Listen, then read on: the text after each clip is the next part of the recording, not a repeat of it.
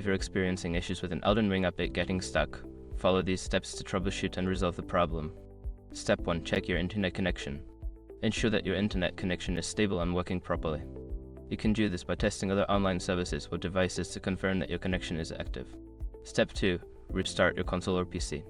Sometimes a simple restart can resolve update issues.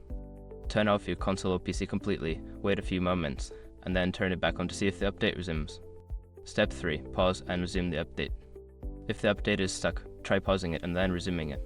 This can sometimes kickstart the update process and allow it to continue downloading. Step 4. Clear cache.